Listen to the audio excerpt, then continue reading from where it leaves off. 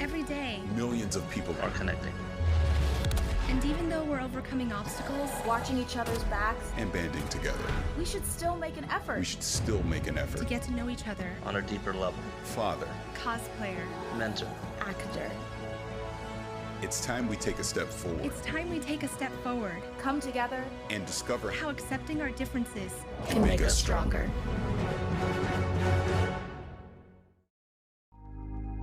Even though there is so much against us, you will see me choose to protect myself and my community from the coronavirus by wearing a face covering. Because it's going to take all of us thinking about one another. And even with my face covered, you will see me. You will see me as a mother, a wife, a friend. As an athlete who gave everything to the game I love. As a father, leading by example. As a sister. An entertainer. As a champion for my people. You will see me finding a light in a dark time. To unlock our creativity and push our craft. You will see me demanding the space to tell the stories that matter. As a man who knows that tough times don't last, but tough people do. Join us in wearing a face covering to help stop the spread of the coronavirus. Because covering your face is one small act of kindness that has the power to bring us together. COVID-19 has changed how we show up and show out with our family. Now it's time to take the first step that lets us get back to talking smack with a side of mac and cheese. Before we can safely come together, we need the facts. As COVID-19 vaccines become available, you may have questions. Should I get it? Is it safe? Should I wait?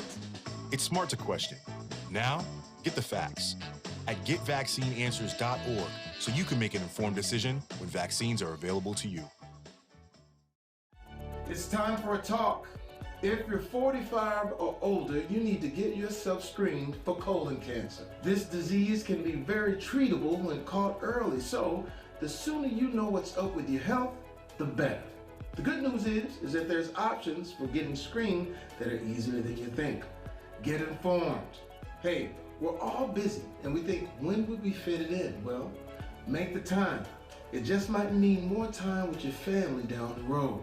If you're a man or a woman, 45 or older, I'm talking to you. I've lost good friends, young friends, to colon cancer. Don't make the mistake of waiting until you have symptoms or think that you have no risk because it doesn't run in your family. Everybody needs to be screened. So, take control. Get screened for colon cancer, 45 or older. Learn how. standuptocancer.org/colon cancer. My Shiro doesn't always wear a cape, but she always has time for a hug, a smile, for going the extra mile. My Shiro stretches every dollar, puts in long hours, puts others first. But now it's your time, Mom.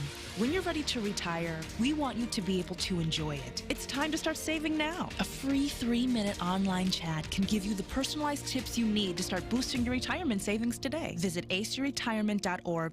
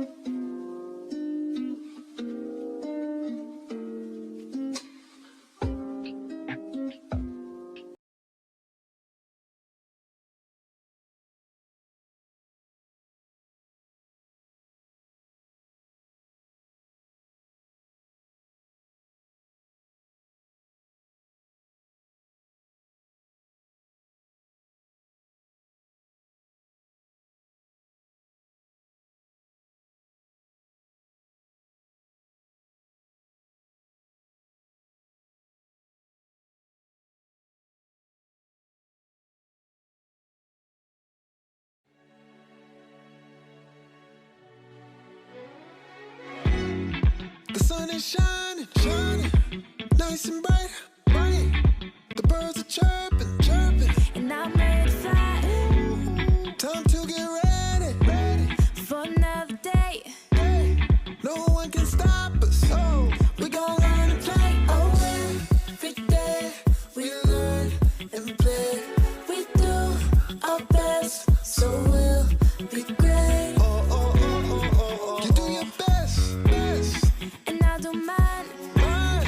So let's get ready, ready, ready. 'Cause it's about that time. Good morning, morning, you. Good morning, how do you do? Good morning, time to be great. Good morning, time to race. Good morning, Just dance and play. good morning, So start the day. good morning, open your eyes. Good morning, Reach for the sky. good morning, morning, morning, morning, morning to you.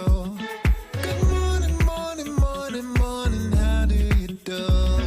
Good morning, morning, morning, morning, morning to you. Good morning, morning, morning, morning, how do you do? Good morning. You see me on my grind, Woo, stars got to shine. I'm a supernova. Yeah, you see me taking over.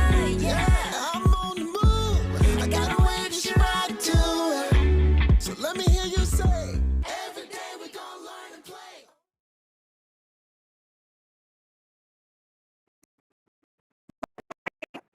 Is Monday, April 19th. How was y'all weekend? That's it for me. It was well. I just, yeah, I don't know. Bun always be.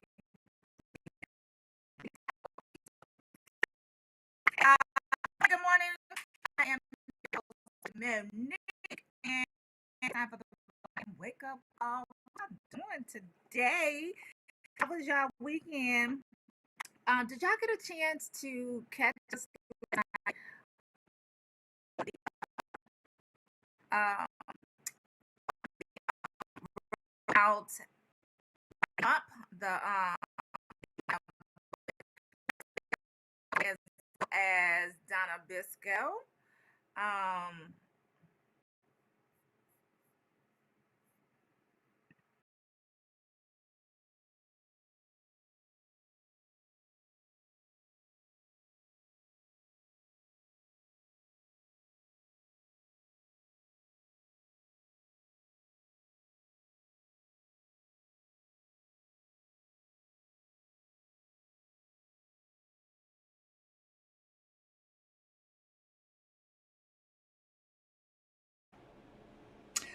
Vanessa Bell, I always want to say Armstrong. That's my friend's mama, y'all.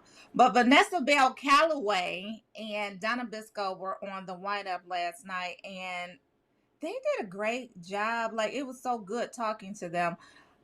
For those who don't know, Saints and Sinners season 5 premiered on April 11th. And we got a chance to talk to Trey Shaney, who plays Kendrick Murphy, as well as Jasmine Burke, who plays Christy Johnson, Ella Johnson's daughter. Nonetheless, we got a chance to talk to them on the 11th, and we actually got a chance to talk to Vanessa Bell Calloway and Donna Bisco, who also play Lady, what's her name? Lady Leona Bird. And that's played by Donna Bisco. That's the evil mama. And then Mayor Ella Johnson. She's played by Vanessa Bell Calloway. And I describe them both as being deliciously evil. It's great TV. I fell asleep on trying to watch the episode last night, but I woke up to a barrage of text messages like, girl, did you see what happened? I'm like, please don't spoil it for me, because I didn't see it. So I was cautiously reading the text thread. Nonetheless, they said it was another bombshell. Somebody said they got up and ran around their damn living room. So I got to check it out.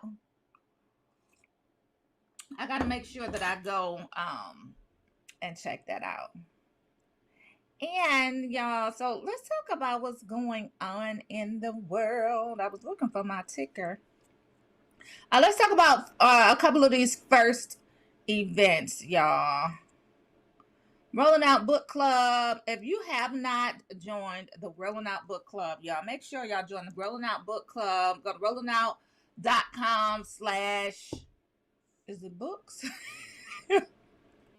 Producer TJ. I think it's rollingout.com/books. Okay. Go to rollingout.com/books to register for the Rolling Out Book Club, y'all. We got some great events taking place.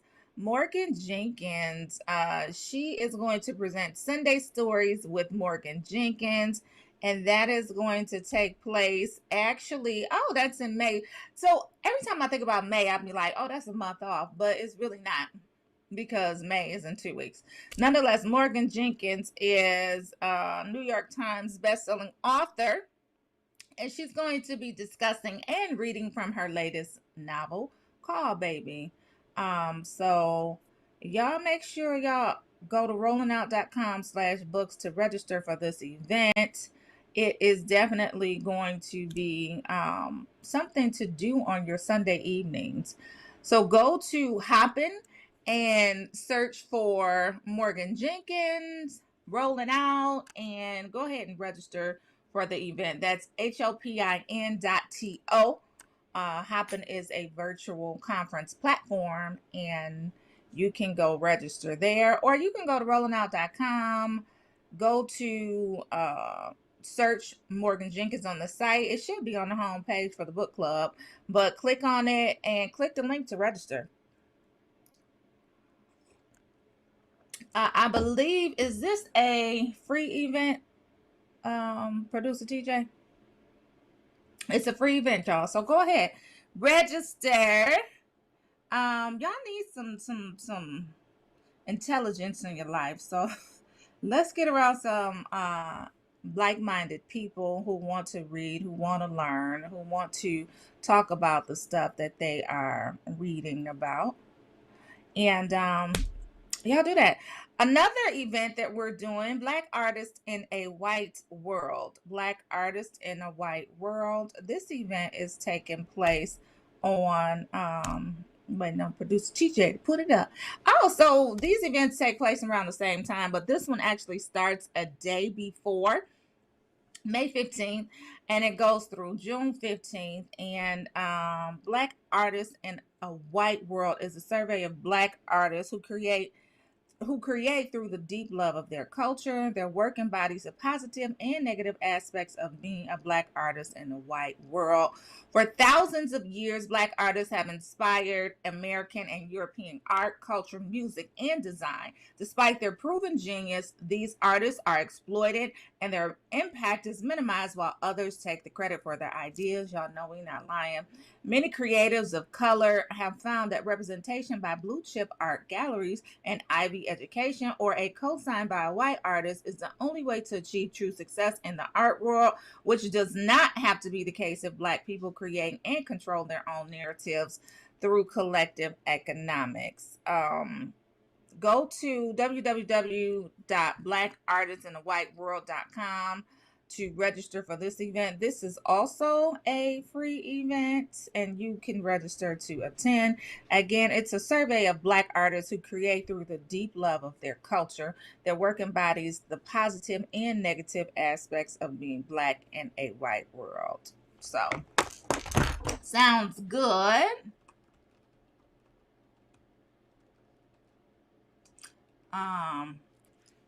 Sounds good, y'all. Just saying. Do we have another event? Let's plug all the events before we get started. I'm about to go to Facebook in a second, but I want to plug all these events, y'all. Is that it? Okay, I think that was it. So the Black Artists in the White World is an art exhibition, and artists can register to exhibit their artwork. Is that in person though, or is it virtual? Because y'all know America is opening up. So it's virtual as well as in person, y'all. So let me go to Mickey Guyton makes history at the Country Awards. Did y'all see that? Y'all know who Mickey Guyton is? First Black woman to host the Academy of Country Music Awards.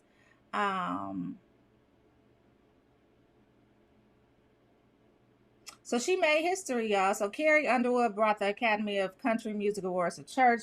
Maren Morris won 2 honors, including the Song of the Year. Miranda Lambert performed 3 times and held onto her record as the most decorated winner in ACM history. And Mickey Guyton, come through, Mickey. Mickey Guyton is the first Black woman to host the award show, gave a powerful, top-notch vocal performance. Though female vocal country stars didn't compete for the night's top prize, Luke Bryan was named Entertainer of the Year, and they own the Sunday's ACM Awards. Look at her. She's beautiful, y'all.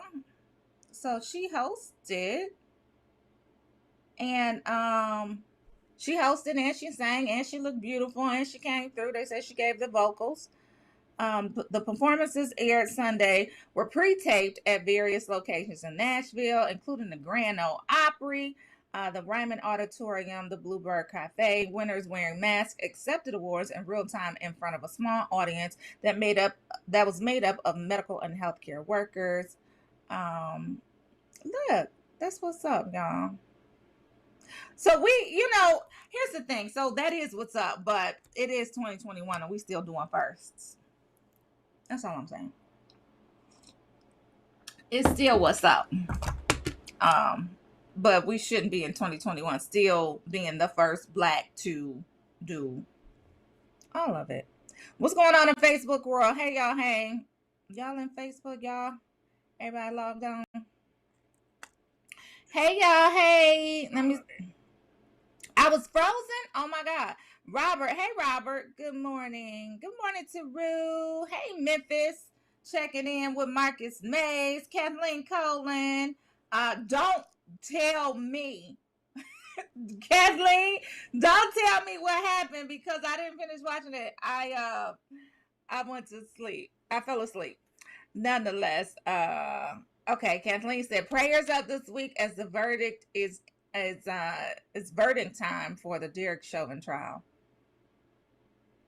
Listen, we didn't had 2 weekends in April, actually 3 weekends in April, because the first weekend in April, we got the scare that DMX, had the heart attack or he overdosed and he was in the hospital. And then the second weekend in April, they came in and finally said that he had passed away. And then the Prince, it was overshadowed by the Prince passing away over there across the pond. And then this weekend, and then Dante was killed. Dante Wright was killed. Just it was 10 miles away from where George Floyd was killed. So that was tragic as well. Y'all know all of these other killings that are going on. It's terrible. The little boy in Chicago, Toledo, Adam Toledo was his name. And then they were trying to listen, April. I'm gonna need y'all to come in. Well, actually, we already halfway through the month. I'm just saying, damn, April, come through. Can you not? This is all I'm asking. Can you not, make the United States go crazy with this verdict? That's all I'm saying. That's all I'm saying. I don't think we can handle another blow. We cannot handle another blow. Jurors, it's in your hands. Don't play. Y'all don't play. That's all I got to say. When that verdict is handed down, we better hear something that we like. All I'm saying. Hey, Iris Baker. Good morning. Hey, Taru. Taru said Guyton is an amazing singer. We love her as well. D Shields. Hey, girl. Hey, D was on the wind up with us last night. D, I caught that one comment about Miss Belle Calloway. And she, I think she was just a little preoccupied. I know she had something to do, and that's what happened. So anyway, yes, can we get a moratorium on shootings, y'all? It's just crazy. So CNN is reporting that America had its most violent weekend this past weekend. Y'all did hear that, of course, you know, we had the back-to-back shootings across the country. Friday, this was after the show. On Friday after the show, there was a mass shooting at FedEx in Indianapolis. 8 people were killed. They said the gunman killed himself. That was so sad. However, by the end of the weekend, at least 9 more people had died from gun violence and back-to-back shootings across the country, including Illinois, Texas, Wisconsin, Ohio, Nebraska, and Louisiana. And at least 10 more were wounded. Since March 16th, when 8 people were killed and 1 wounded in shootings at 3 Atlanta area spots, y'all remember that. This is so unbelievable. At least 50 mass shootings have been reported in the United States since March 16th, y'all. CNN defines a mass shooting as a shooting with 4 or more casualties, dead or wounded, excluding the shooter. Some of the shootings this weekend fell short of that definition, but together they underscore the fact that the United States faces not just the COVID-19 pandemic, but a gun violence pandemic as well. That's sad. In Chicago, a 7-year-old girl was killed Sunday afternoon. That also left a 29-year-old man seriously injured. In a statement to CNN, the police spokesperson said the 2 were in a vehicle near the parking lot of a business when they were hit at about 4:18 p.m. The girl was struck multiple times and taken to a hospital where she was pronounced dead. The man was hit in the torso and was hospitalized in serious condition. The shooting is under investigation. No one is in custody. Austin, Texas. Dee, I'm glad you made it back from Texas, girl. Austin, Texas. At least 3 people were killed in a shooting on Sunday. According to Austin Travis County EMS, police described the incident as an isolated domestic situation. Austin Police and Fire Emergency Medical Services responded at about 11:42 a.m. to the city's Great Hills Trail and Rain Creek Parkway area, where they found 3 people suffering from gunshot wounds. Police identified the suspect as 41-year-old Stephen Nicholas Broderick. What type of name did that sound like, y'all? A former Travis County Sheriff's Office detective who was charged last year with sexual assault of a child. A sheriff's office spokesperson said the victims, 2 women and a man, knew Broderick. A child was involved in the incident but was located and is safe. Broderick resigned from the sheriff's office last year following his arrest in June, and he was released on bond later that month. He remained at large on Sunday. He black? He's black? Oh my God. He's black, y'all. That's terrible. I mean, it's terrible that it would be anybody, but you read the charges. You didn't think. I didn't automatically think black. In Kenosha, Wisconsin, a shooting at a tavern in southeast Wisconsin early Sunday left 3 people dead and 3 others wounded. Gunfire erupted at the Summers House Tavern around 12:48 a.m., according to Sheriff David Beth, who said it sounds like one person got removed from the establishment and possibly came back a short time later. What's going on with all of these fragile-minded people? Just don't go out. You're not supposed to be out no way. Like, y'all stop being so fragile. Stop being so soft. Stop being so sensitive. Like, if you're all of that, don't go out. Here's a photo of Broderick, you guys. I'm taking it back a story. Let's see how he... Lord, he is black, y'all. Whoo, child. That is... You are looking at... His name is... Stephen Nicholas Broderick, 41 years old. He look a little old to be 41. He killed 3 people. He killed 3 people. And he killed 3 people in Austin, Texas. That was the Austin, Texas murders. We moved on to Kenosha now, where it appears that somebody got removed from the establishment, the bar, and came back and shot it up. It was unclear why the person was initially removed. The sheriff's office said they had located the person of interest who would be charged with 1 count of first-degree intentional homicide. Okay, that's enough about the killings. We can go on. Columbus, Ohio, 1 person was killed and 5 others, including a 12-year-old, was wounded by gunfire on Saturday. A vigil for the shooting victim in Columbus, Ohio is taking place. Listen, okay. Omaha, Nebraska, a 21-year-old was killed in the shooting. I'm tired of doing the killings, y'all. LaPlace, Louisiana, 6 people were injured after someone opened fire during a 12-year-old's birthday party. Let's go on to something else. Music. Earth, Wind, and Fire. The Isley Brothers are making new music. Let's hear it. Let's see it. What are they talking about? So the Isley Brothers and Earth, Wind, and Fire are recording new music together. Thank you to the Versus who brought them together. Their recent Versus episode was an unadulterated success as fans around the world celebrated 2 great influential groups, the Isley Brothers and Earth, Wind, and Fire. Now their friendship, hey y'all, hey. So now the friendship that was so clear during the show is going to continue in the studio as the 2 legendary acts are recording new music together. Ron Isley today posted on both Facebook and Instagram a photo of the 2 acts with the caption, "With my friends recording some new music. It's really going to be amazing." The Isley Brothers and at the Earth, Wind, and Fire.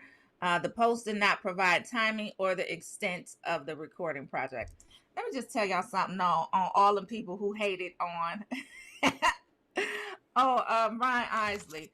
Y'all was doing all these memes talking about, is this y'all, whatever y'all was calling him, is this y'all sugar daddy, is this y'all whatever. He did get some work done. You saw that he got some work done. It's fine, but it did enhance. Like, he got some new teeth, and then he grew that beard in. For years, he was holding on to that baby face, that smooth baby face, y'all. He thought it made him look young.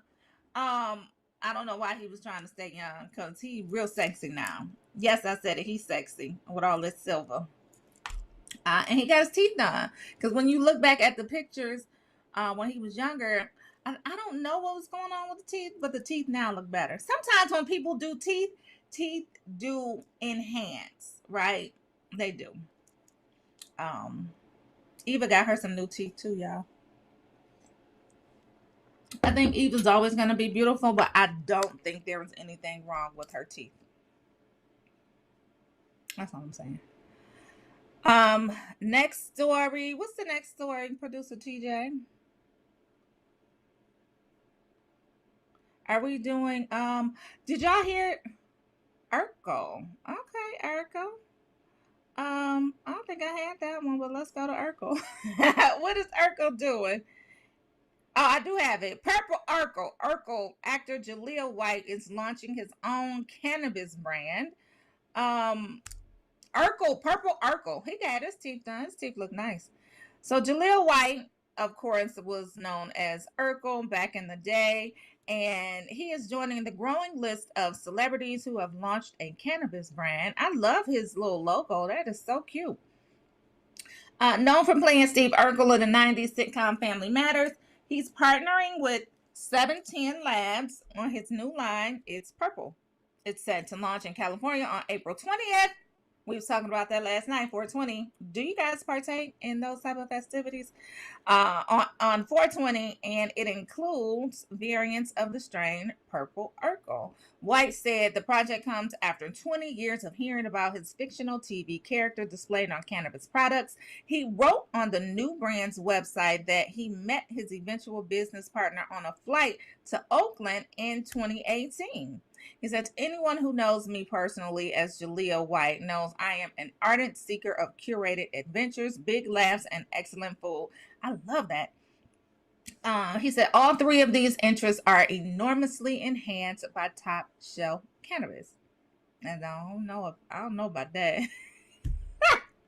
He said he also hopes to debunk stereotypes associated with cannabis and celebrate its medical breakthroughs.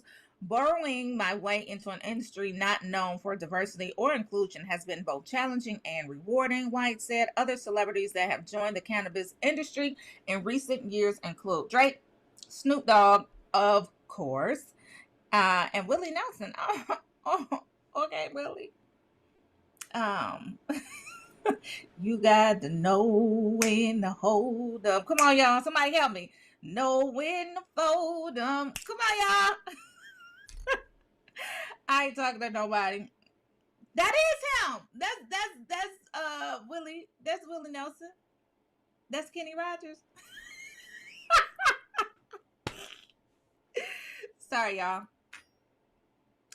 I thought it was Willie Nelson.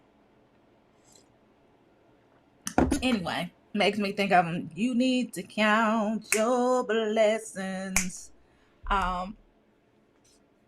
Speaking of whoa, I know I didn't say whoa, but did you guys see that Black Rob passed away? Oh my God. Go to the website. It is on the website. We did see him make an appearance on while DMX was in the hospital. He did speak about DMX, and he said that he felt bad for DMX, but he's also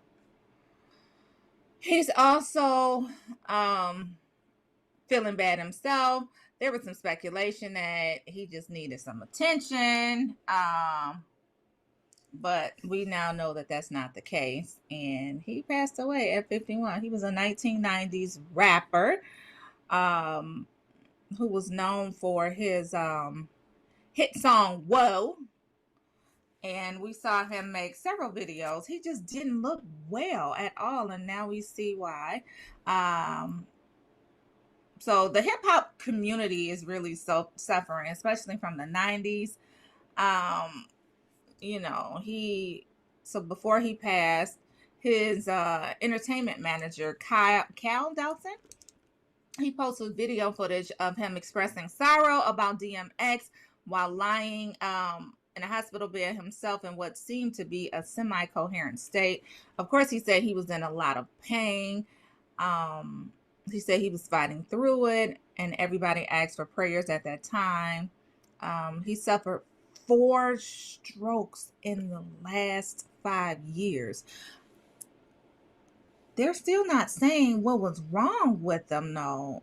4 strokes in 5 years. Damn. I mean, he started at like 45 or something like that. Black Rob was born Robert Ross on July 12, 1969 in Buffalo, New York. He grew up in East Harlem. He released his platinum-selling record debut Life Story in 2000, which featured the monstrous hit single Whoa, produced by Buck Wild. Rob, Diddy, and G-Dep later had multitudes of fans shaking to their club banger Let's Get It from Diddy's platinum selling project. The saga continues.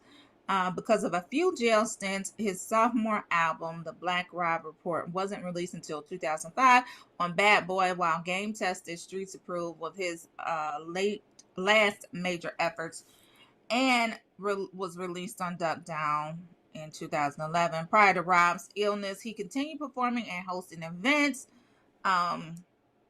Dawson was also promoting a Get Down or Lay Down tour that was scheduled to kick off on April 16th. That was over the weekend in Hampton, Virginia, featuring the Bad Boy rapper himself. Y'all, it's just sad. Is it hazardous to be a rapper, y'all? Is it hazardous to be a rapper? So somebody said it sounds like he wasn't taking his meds. Black people, take your meds. Go to the doctor. Like, there are things that you should be doing as an adult. I know sometimes we don't want to do them, and it's really nothing funny about it, but you should be going to the doctor. You should be making sure you're checking off that list of things that as you grow older, you're checking that stuff out. It's you know, it's sad, y'all. It's sad. We lost another icon. Well, I guess he was an icon, rapper, 90s. I didn't necessarily know his music. I knew his hit song, Whoa. But they were talking about Diddy and, retirement plans for rappers. Are there any? Let me see what y'all talking about on Facebook. Yes. Prayers for the peace and for the violence to stop.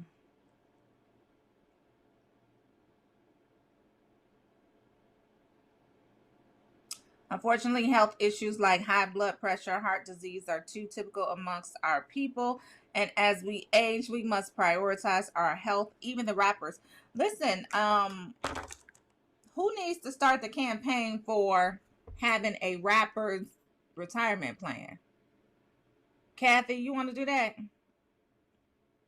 We need to do something for these rappers because apparently, stuff happens. I didn't know that Black Rob was in jail. That's why his music kind of slowed down or it stopped for a while.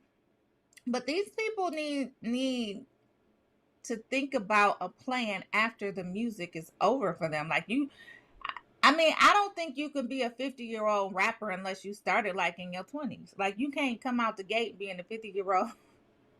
You can't come out the gate being a 50-year-old rapper. And so once you get to 50, if you have not already had your career, so to speak, started or ignited or whatever, or catapulted or in the stratosphere, whatever, if you have not had that done, you can't come out the gate at 50 talking about I'm rapping now. I mean, even 40, 35. Indeed, spent time in Texas visiting mother. Hey, girl, hey. She has high blood pressure, had 3 strokes, has a pacemaker, diabetes, and wants to debate me over meds. Girl, D, that's too much. That is too much. We gonna pray for your mama. Who down there taking care of her? She need to come you need to come live with you and Brent. Y'all look real healthy. Y'all look like y'all be going to the gym and eating well. And listen, Robert says, tell me about it. I'm 56 and can't eat nothing that I like anymore. You better start liking some different stuff, Robert. Listen, because y'all know I'm a whole vegan-ish type of, I'm a whole vegan-ish person. I eat fish. I need to buy me some more fish. I eat salmon. Producer TJ said, old folk ain't gonna change their bad behavior. Why? G Shield says, your sister is in Texas. I want her here in Colorado, but the Southern Belle will not. Listen, no, I get it. I understand. When they get up in age, they getting that. Yeah. They want their independence, and it ain't nothing that you can do or say. And the mindset will not change. So I'll be like, I'm just happy that my mama here. So she trying to go back to California. So y'all know we got our vaccines, and she trying to go back to California. And I'm like, how long you staying? Like, you don't have to stay that long. Go. Come back in a week. And then when you going, I'm gonna go with you. Yes, Robert, you have to change your eating habits.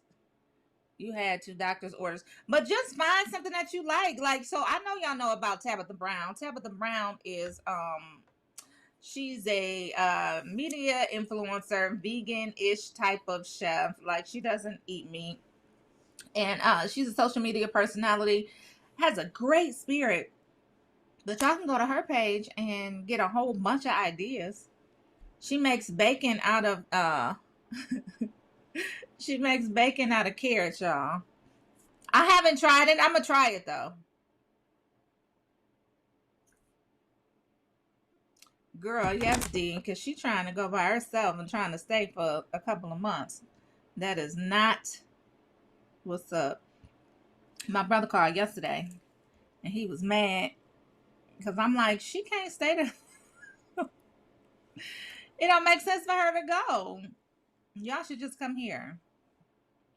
Anyway, Iris said my dad is the healthiest at 82. Yes, dad at 82 being healthy. She said he takes his doctor appointments very serious and still works every day. Yeah, so they want to be really independent, and I get it. Like, I love it. He's the healthiest. I want to be healthy at 82. Yeah, I'm still on my 5 miles a day. I did my 5 miles yesterday. Y'all know I slowed down after I got my second vaccine shot, but I'm back on it. Like, the first day that I got my vaccine, I walked for 5 miles.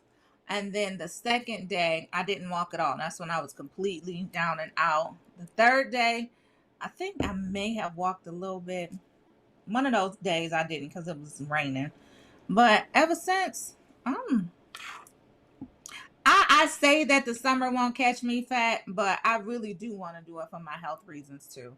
And it just builds your confidence. And once you build that discipline to start going every day, you don't care what's going on. Like, I was so shocked at myself and proud of myself because I walked in the snow, but it was like snow flurries. I walked in 30-degree weather. I walked in the rain. So I thoroughly understand that saying where they say rain, sleet, no snow is going to stop me.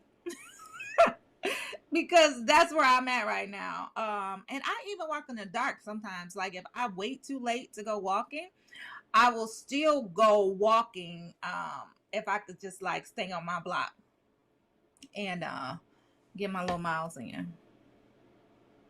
Yes, we do love that, D. Hold on, Robert. Robert done got him an air fryer, y'all. I can't get into it. I don't necessarily cook. I don't. But I don't like the way that the air fryer cook your food. I don't like the way it tastes. Even though I will bake the mess out of everything. I'm baking. I'm baking and boiling. I will bake and boil the mess out of some stuff. I'm not a huge fan of the air fryer.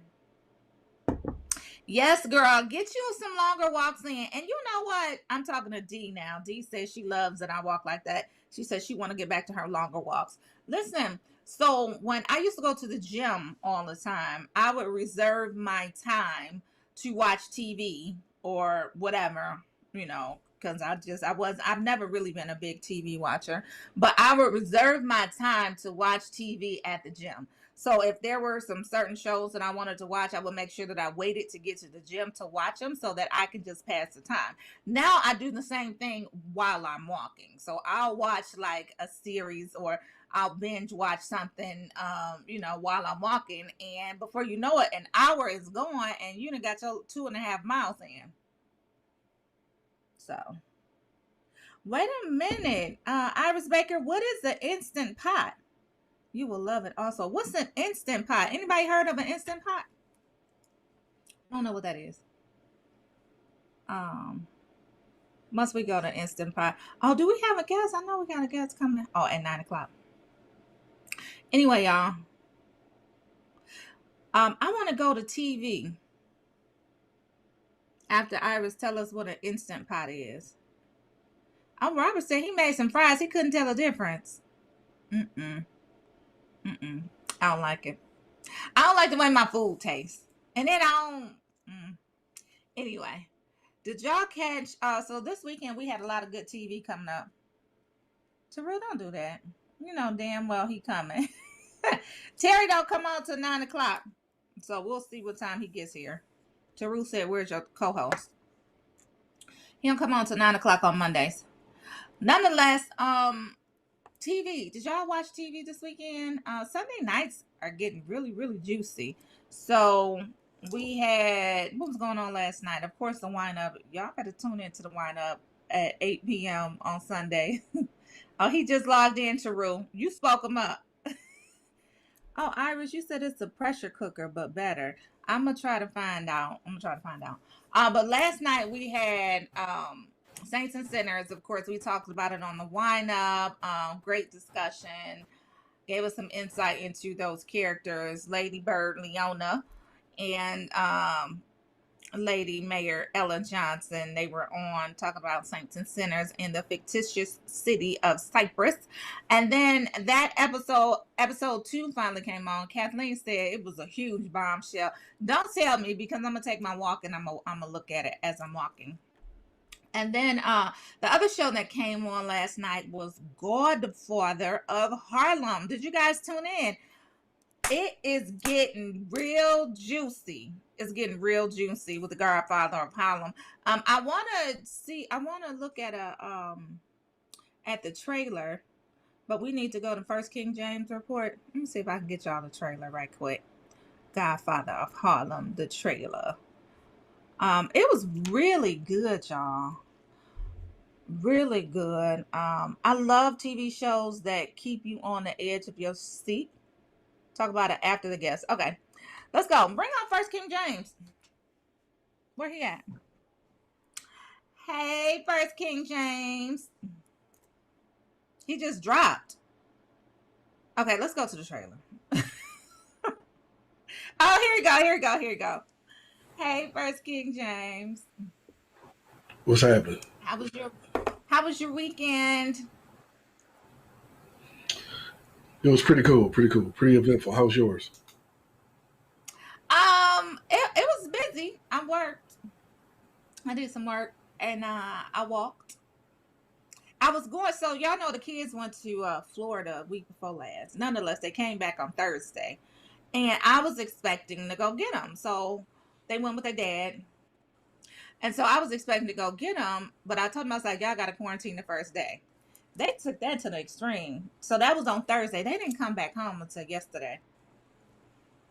So anyway, I didn't have kid duties this weekend. I thought I was, but I didn't. Your cousin on there saying, good morning, cuz. What's happening, Mr. Shrop? What's up, Shrop? What up, Shrop? What up, D? What up, Rolling Out in Wake Up Call crew? What's up? What's up? Don't tell me, Iris. What's good, Terry? First King James in the virtual building. What you looking at, CNN? Yeah, well, we're talking about. Yeah, talking about the verdict that's about to. I'm sorry, deliberations is about to take place starting today. The jurors are going to be sequestered, and the nation is bracing, especially Minneapolis and St. Paul area are bracing for the worst. As we've all seen before through history, most of our audience have to remember Rodney King and the scene, overwhelming amount of evidence that was evident there, and yet they still got off. They still got exonerated. So we'll have to see how it goes here. We not going for that this time. Like you said, bracing. The nation is bracing for it because the nation is like on the edge. They like, we're gonna knock all of this over. All of this over if y'all don't get it together, jurors. It's in y'all hands. Well, they almost did the last time. I mean, they knocked LA over during the LA riots, but we're knocking all of this over. Don't play with us. Don't play. Yeah. Well, they already got the National Guard in. They already got they better. Security measures. Demonstrations are still revving up pretty high.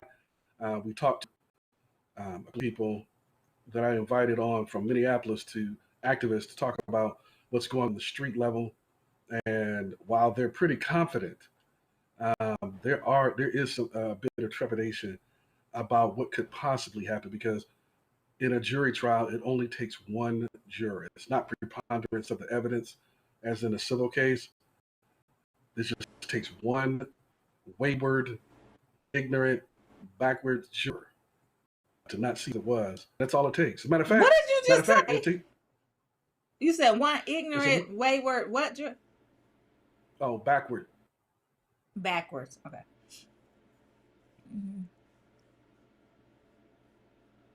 What happened, First King James? Speaking into existence, says Iris.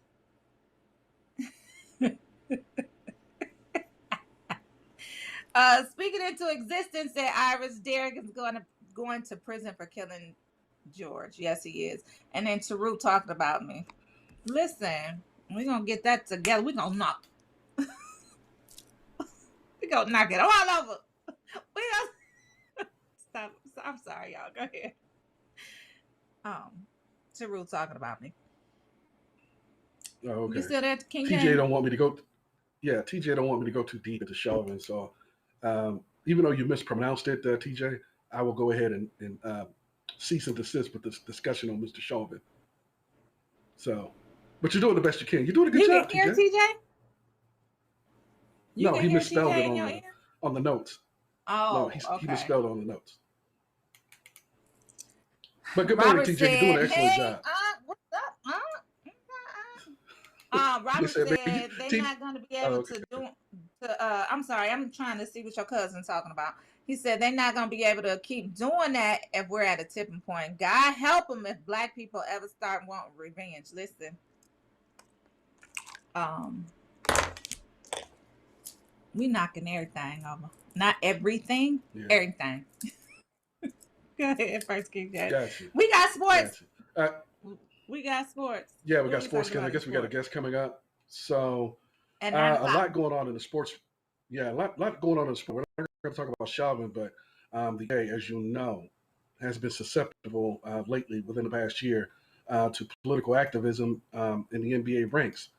And so the NBA told teams to be prepared for whatever outcome that transpires once the jurors come back with a verdict in the Derek Chauvin trial, in the killing of or alleged murder of George Floyd. So we know that some teams delayed games, some teams canceled games, some players refused to play, and we know about Kyrie Irving and his propensity to step aside quickly when something of a social or personal nature comes up. So he's notorious right now. He's infamous. So we're going to keep our eye out on what's going on in the NBA because the NBA is watching, especially the likes of LeBron James, who has been the preeminent spokesperson or socio-political spokesperson for the masses. So we'll have to keep an eye out on that. Next, Gabrielle Union is just over the moon. She is absolutely elite because her husband, Dwayne Wade, recently became the minority owner of the Utah Jazz. No one saw that one coming, especially since he has no affiliation or seeming affiliation with the Utah Jazz whatsoever. And sometimes it's interesting how these things transpire. LeBron James is now the minority owner of the Boston Red Sox baseball team. Nobody even knew that LeBron even liked baseball. And certainly he's on the East Coast. So, the team is on the East Coast. He's on the West Coast. How did that transpire? Or the likes of R&B superstar. Can we still call him a superstar? I guess he's a superstar. R&B crooner Usher is part minority owner of the Cleveland Cavaliers. That's not talked about much, but then again, if I was Usher, I wouldn't talk about it much either, based upon the way that the Cavs play. Anywho, I apologize, TJ. Maybe we could do this perhaps after. I don't know how much time I have on the. I wanted to, show the audience Stephen A. Smith's reaction because Michael Jordan has decided and has accepted to give the induction speech for the posthumous induction into the Hall of Fame, the Naismith Hall of Fame for Kobe Bryant, and that's going to be touching. So I apologize. I'll see if I can get a hold of that on the after our guests come on. But that person is Michael Jordan is going to go ahead and do that. As we know, Kobe Bryant was the keynote speaker at his memorial at the Los Angeles Staples Center in downtown Los Angeles in February of 2020 was Michael Jordan.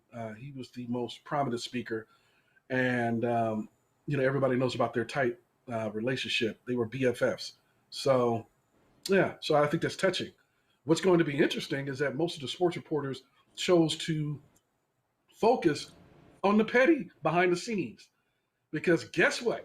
Kevin Garnett is also going to be inducted, and he's going to be introduced by his nemesis, his arch enemy, Isaiah the Great Thomas. Zeke. Oh, the Great. I don't know. Oh, okay. Yeah. So that green room, so one of the sports reporters was saying she would love to be a fly on the wall in the green room when Michael Jordan and Isaiah Thomas are in the same room at the same time. That is going to be interesting. But she wasn't the only one. There's a lot of people who are interested in seeing how that dynamic plays out because nobody knew that Isaiah Thomas and Kevin Garnett had any affiliation or, were close. But according to Kevin Garnett, he idolized Isaiah Thomas. And, of course, Isaiah Thomas is a first ballot Hall of Famer, two-time champion, one of the top 50 players of all time. He basically, even Michael Jordan had to say, even though Michael Jordan hates him, he said that Isaiah Thomas is the greatest point guard of all time behind Magic Johnson. So there's hate. There's a love-hate relationship between the two. So that'll be interesting. Just let me know when we're bringing a guest on, TJ, and make sure that you spell Chauvin correctly next time. But anyway, you shouldn't be so hateful in the morning. We elevating higher. Yeah. At least we try to elevate, but in front of the scenes higher. But anyway, LeBron James and the Los Angeles Lakers. I let that slide last week. But anyway, LeBron James and the Lakers. Yes, you do. But anyway, LeBron James, you definitely do. But LeBron James and the Los Angeles Lakers. That will never happen again. LeBron James and the Los Angeles Lakers are going to skip their trip to the White House, even though Joe Biden is in the White House. So why? Why LeBron? Why Lakers? Well, I'll tell you why. LeBron James and the Lakers, they said that because of COVID protocols, and I remember when I was there at the White House when Kobe Bryant and the Los Angeles Lakers 10 years ago. This is kind of interesting. 10 years ago, I was in the White House when Kobe Bryant and the Los Angeles Lakers were greeted by Barack Obama for their 2010 championship that they received in 2011. And I was there with Amir Shah. And it was absolutely packed, and it was backbreaking because we had to stand there for like 5 hours. That was one of the painful sides of waiting for the president. It's great to see the president, but you got to wait a long time to go through a lot of security measures to go see the president. So anyway, it is absolutely packed in there, in that East room. So this time around, they can't have a whole bunch of people in that room because it's not very big, and they won't have all the players on the behind the president. So they decided not to attend, and there's a scheduling conflict. So LeBron and the Lakers will not go to the White House. So it has nothing to do with any political philosophy or anything of that nature. It's just a scheduling conflict, and to keep everybody safe. I get it. I got you. Big ups to LeBron, keeping it real. 100. Way to go, Buckeye. Finally, we got Brooklyn Nets superstar, Kevin Durant. He is a megastar. Actually, he's a megastar. He's one of the faces of the NBA and one of the perennial leaders of the NBA. He is injured again. He just got off missing 2 months for something wrong with his hamstring. So he missed 2 months of basketball. Before that, he was out injured the entire year last year due to a torn Achilles, which is often a crippling disease. Sorry about that, TJ. My phone is ringing. I will turn it down. Anyway, sorry about that, TJ. So the Brooklyn Nets are in a precarious position right now because James Harden is also out injured with the same injury, hamstring injury. So Kyrie Irving, who is definitely susceptible to injury, is the only one of the superstars that are left playing. So we'll have to see how that turns out. So that completes my report. I am the first King James from Akron, Ohio, took his talents to Atlanta, and we return it back to the Rolling Out AM Wake-Up Call as our guest is Portia, take it away. Okay, so we do have a guest in the virtual building. Naja Young is a professor of digital media at Atlanta Metropolitan State College. She is an accomplished award-winning producer, writer, and director, most known for her feature film and urban drama Blood First. We're going to have to talk about that. She is also a co-creator of AMSC's Bring Your Brilliance Short Film Festival. And she's here to talk to us about the digital media and entertainment design program, the partnership with Georgia Film Academy, and careers in film production and digital media. You guys also have summer and fall enrollment going on right now. Let's talk about it. Welcome to the Rolling Out AM Wake Up Call. How are you? Good morning.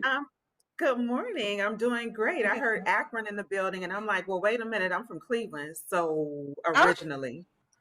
Hey, AK right here. We Buckeye strong today, and listen, and listen. We are not bloodthirsty. You know what I'm saying? That is reserved to Nicole Young and Portia Monique. But we are strong today, ain't we? Buckeye strong. Thank you. Buckeye strong. That's right. That's fine. Y'all can be Buckeye strong. I'm over in y'all sister city. I'm in Detroit, so we're gonna be strong. That's school up north. That's school. Okay. Yeah. Okay. Yeah.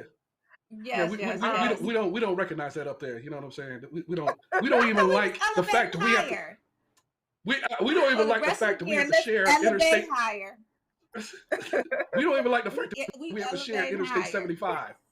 Okay. But anyway, welcome to the show. Okay. How you doing? I'm doing great. Good morning. Good morning. Good morning. Jerome Trimble said, "Good morning, Professor Young." You got people all in the audience saying hi to you. That's welcome to Rolling Out AM Wake Up Call. Tell us about yourself, but we also want to know about the program that's going on with the AMC's Bring Your Brilliance Short Film Festival. And then you did your first film. I want to know about Blood First as well. So welcome yourself to the show. Let us know all about it. First, thank you for having me this morning. Only for you all would I wake up at this hour. I know it's not super early. I'm not normally a morning person, but I'm excited to tell you all about AMSC and the wonderful programs we have going on there. I am originally from Cleveland, Ohio. I was born there, and I lived there till I was about 14, but I moved to Pittsburgh, PA, so I have to claim both cities. And my first feature film, Blood First, was actually shot on location in Pittsburgh, PA, which was a special thing. Being from the area, having half my family, my mom's side of the family is from Pittsburgh, PA. So it was a blessing to be able to do my first feature film, Blood First, there. The music, the soundtrack was actually produced here in Atlanta, Georgia, which inspired my move here a few years ago. The soundtrack was produced by Drummer Boy and has music by Big Crit, Turk from the Hot Boys, 8 Ball and MJG, and a few others. So, come through soundtrack. All right. And you know, and our two bigger stars from the film. One is on, I want to say, Blue Bloods on CBS, Carter Redwood, and Edwin Lee Gibson, who played the father in the film, actually just played on Fargo, in the latest season of Fargo with Chris Rock. He actually played the crazy cousin who came to town to get things in order. Yeah, so it was a great experience. I currently am teaching at AMSC as in our digital media and entertainment design program, which we are revamping, and we do have in conjunction with the Georgia Film Academy. And so my students take classes on campus at AMSC on Metropolitan Parkway, and they also take classes over at Trilith Studios, which is formerly Pinewood Studios, where they shot a lot of the big Marvel films and things like that. So they're taught by myself and others who are industry professionals working in the film industry in a variety of roles to help them decide which paths they'd like to take in the film industry. And of course, with me, I kind of kind of push being more of an independent content creator and letting them know that you can be a content creator. There's absolutely nothing wrong with being a tradesperson on set. There's absolutely nothing wrong with honing in on something like being a gaffer, which is like a lighting technician, or learning all of the equipment and being a grip, because those things are important. And there are literally hundreds of jobs within the film industry that you can kind of work your way into. But my particular thing is trying to get people to tell their own stories, control their own narrative, if you will. And so I push them being content creators on their own, whether that's doing a channel on YouTube, having a regular sort of Instagram show platform, TikTok, or anything like that, or being like me and writing and directing, producing your own feature film. I love it. King James. Well, I do want some assistance because I have great acting skills, and but I wanted to know your journey and how when you first fell in love with creating in this space, and then how you transitioned to Atlanta to begin to teach others to do what you have mastered. I have always loved film.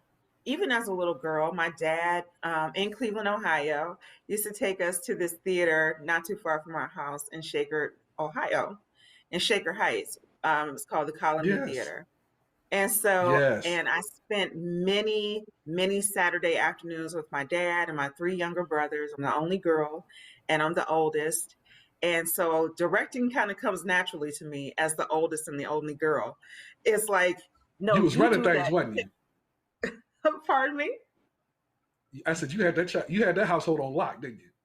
I did. And the funny thing is I'm all of maybe 5'5". All of my brothers are over 6 feet tall.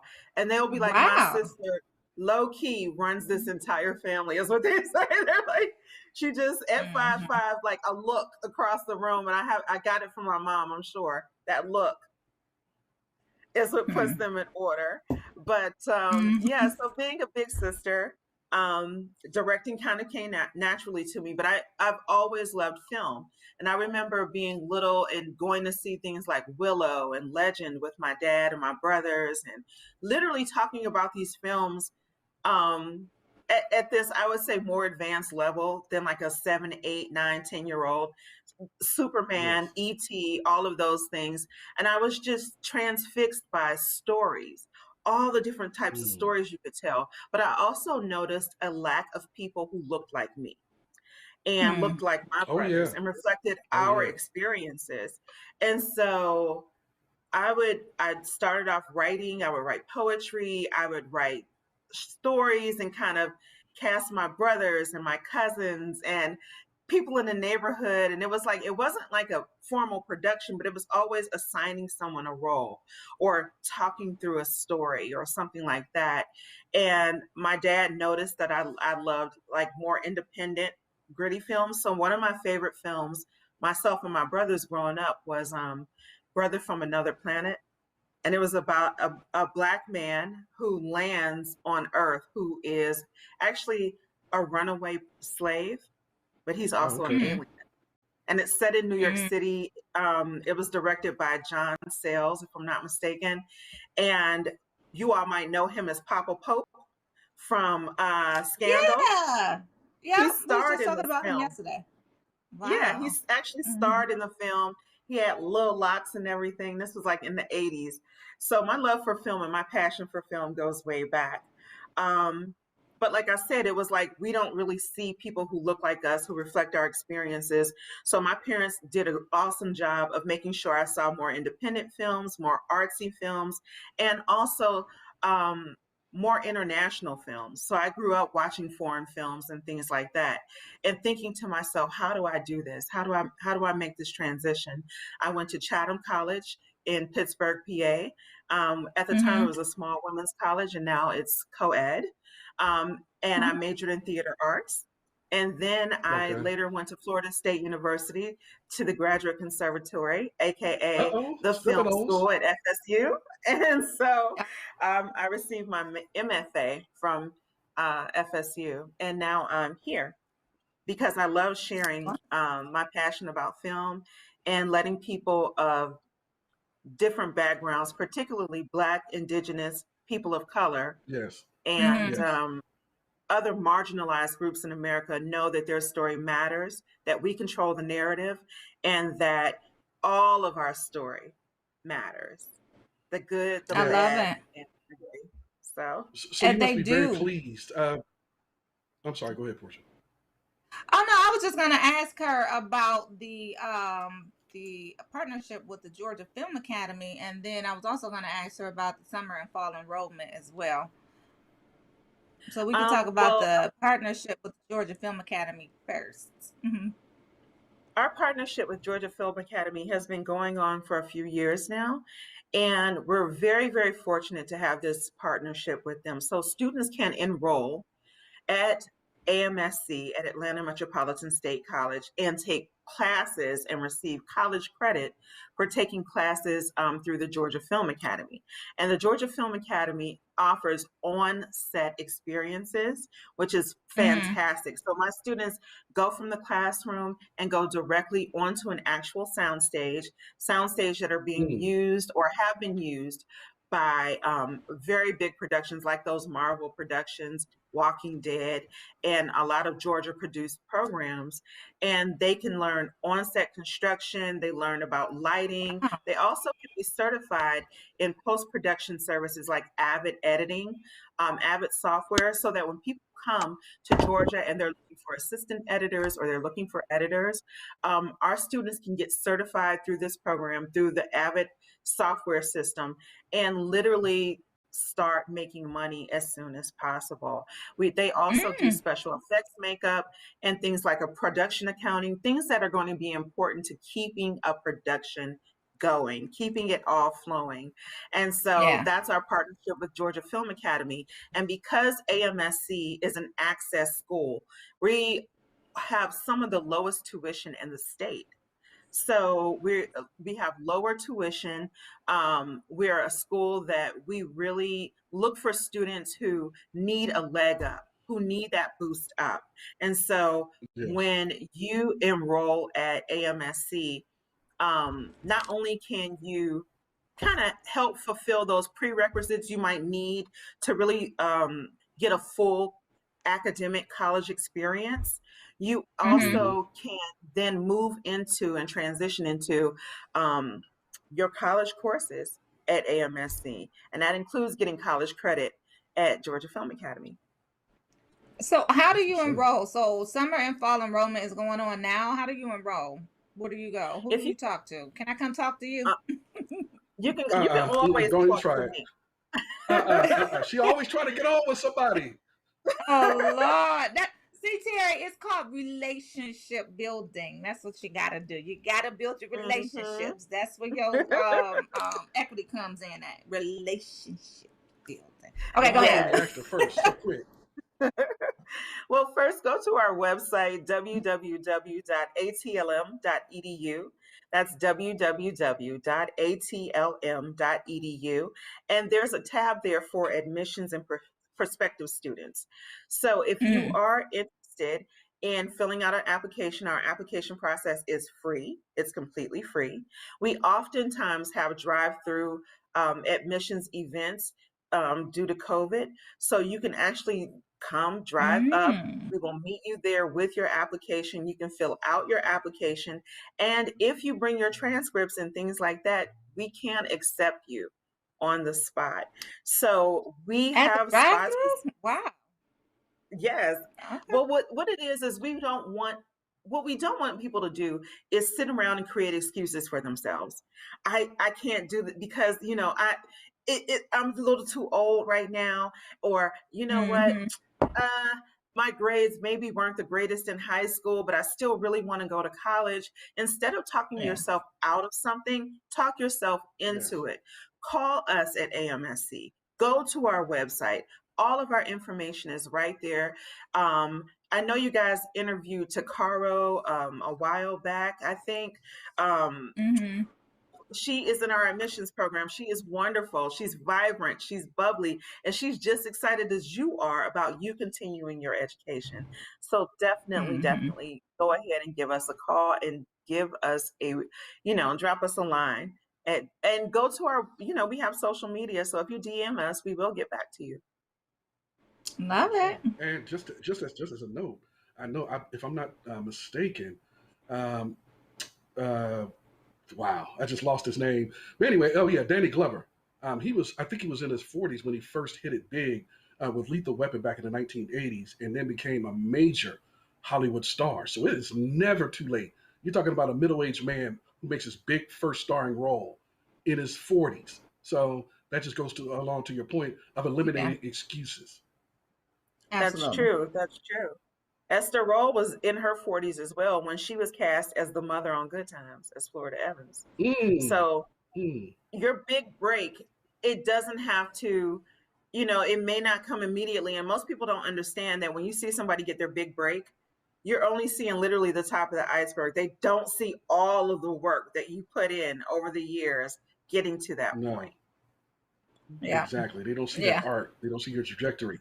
How do you feel about the decision that Will Smith made about backing out and taking his film out of Georgia because of the draconian new voting laws? And then Black Panther director Ryan Coogler, if I say his name correctly, decided to stay for the exact reasons to fight. So how do you feel about that interesting juxtaposition of Will Smith and Ryan Coogler? I would say this. I think that all of us have to do what we feel in our hearts is the right thing. And that even though these voter suppression laws are completely draconian and illegal, if you ask me, illegal in the sense, or immoral, I will say this, they're legal, but they're immoral. And we all know slavery was legal, but it was highly immoral, correct? So things can be legal and highly immoral at the same time, and they can exist in the same space. However, I think that to each his own. I respect Will Smith for doing what he believes to be principally correct in this moment, but I also respect Ryan Coogler as well, because Ryan Coogler's production employed many African Americans and people of African descent from all over the world. Black Panther was an international, a Pan-African affair, if you will. And so him shooting here in Georgia means that a lot of Black technicians, a lot of Black crew people, a lot of Black dancers, actors, singers, all get their shot with Bryan shooting here. So, it's also another way to fight. There are some people who choose to fight from the inside and others who choose to fight from the outside. But the important thing is that we continue to fight. Yeah. I know we don't have a lot of time, but I wanted you to briefly speak about the Bring Your Brilliance Short Film Festival before you get out of here.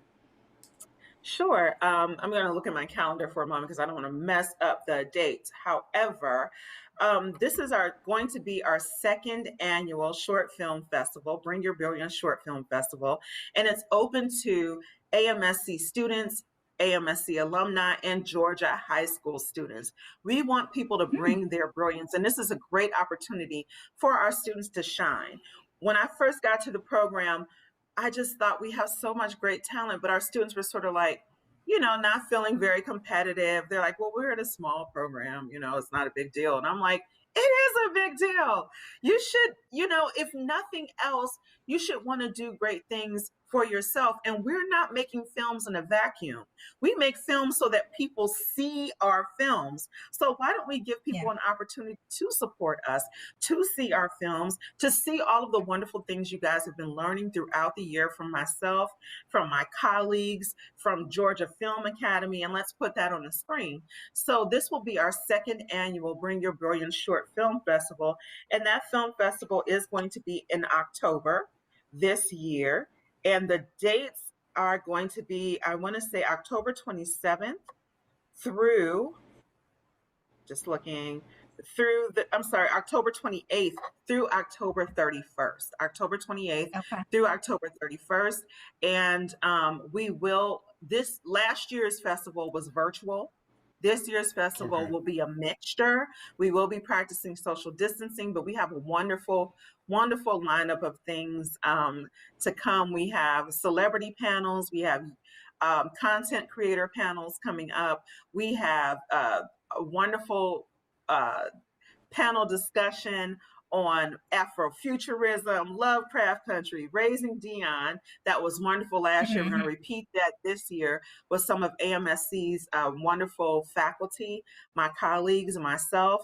We also have workshops. So if you're interested in learning, well, how do I write a screenplay? Or, if I want to be a content creator, what are some of the tools that I need to have on my own? You can come and, take that workshop with us during this film festival, as well as seeing some wonderful films from filmmakers all around Georgia. Well, we definitely appreciate you coming on, talking about the programs that you have. Please let us know your social media handles and where we can follow you and find out more information.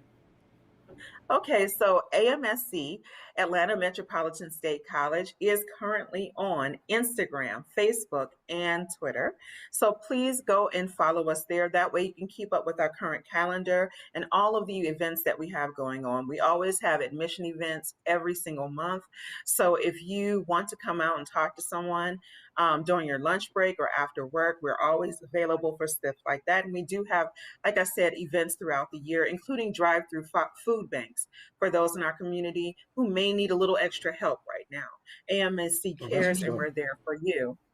Yes. And I am on Facebook at Naja I Young.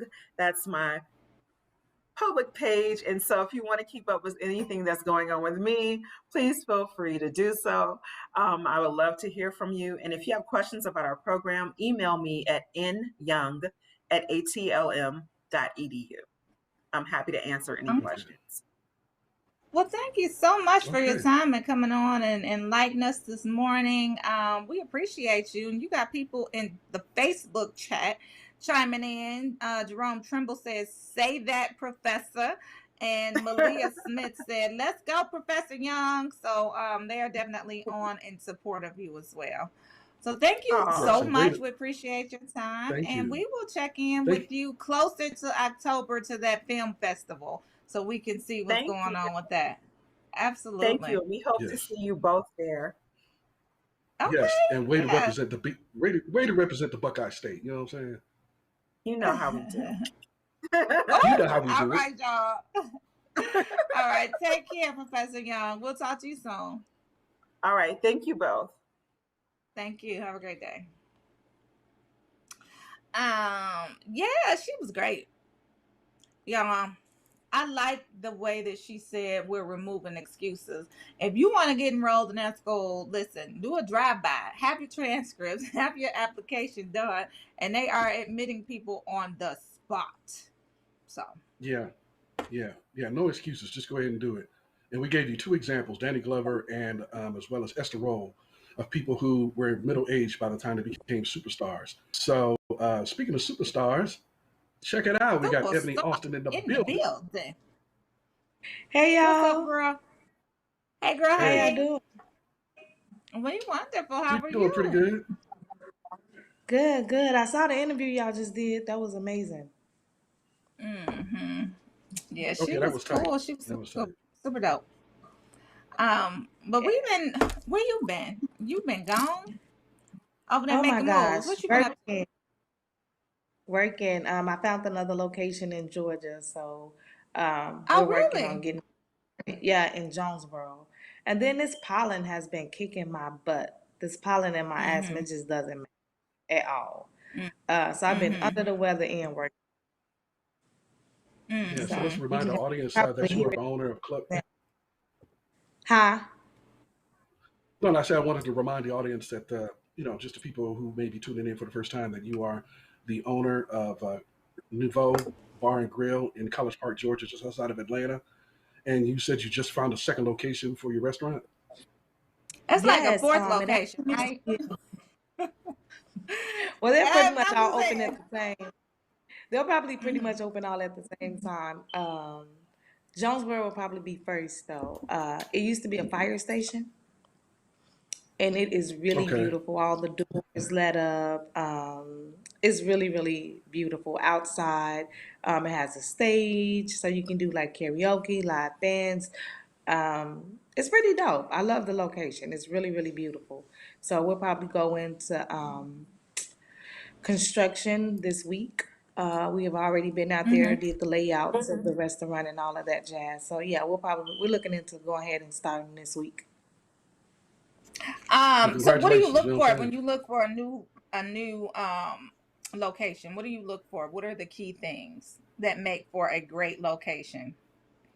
So it used back then it used to be like traffic, right? You look for the amount of traffic, the foot traffic, main streets that are busy. But now I think that is more so what the communities need, right? So when I looked at Jonesboro, at first I was back and forth with it. Is this a great move? Because there's no other restaurants over there. Slutty Vegan is over there, but she just moved over there about maybe not even a year ago. So there's pretty much nothing else over there. And so for me, I think it's just more so of what the community needs. There's nowhere they can go and actually sit down, have a good time, bring your kids, bring your family or what. So I think that was it for me because there's literally nothing else over there. It's on a busier street in Jonesboro, and the crazy thing about it is both locations will be like right on Main Street because that's the name of the street that location would be to.